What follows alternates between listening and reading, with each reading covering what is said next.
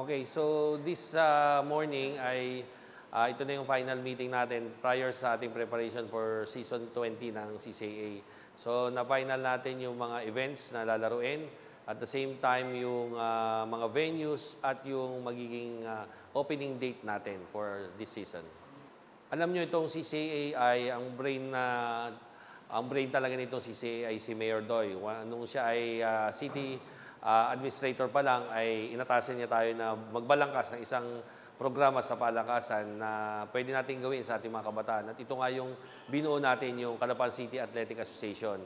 At mula nung siya ay naging administrator hanggang naging mayor, ay patuloy niya itong sinuportahan. At sa ika-20 season na ito, at sa pagbabalik niya bilang punong lungsod, ay mas higit yung suporta na ibinigay niya para dito.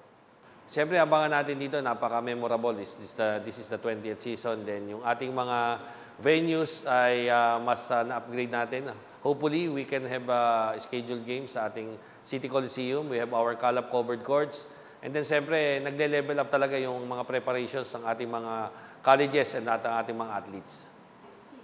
We have 6 participating colleges. At ang ating host college ngayon for this season is St. Mark College. For this season, halos yun pa rin naman yung mga games nating lalaruin. And then we have come up and we have decided na ang ating opening ay sa September 17 sa Calapan City Convention Center. Ito na naman po tayo. Nandito na naman tayo sa pinakaabangan, sa pinakamalaking sports competition, intercollegiate sports competition sa Mimaropa Region, ang Calapan City Athletic Association. Alam naman po natin na napakalayo na narating ng CCAA. Marami ng mga atleta ang ngayon ay professional na at mga coaches na sa iba't ibang mga university.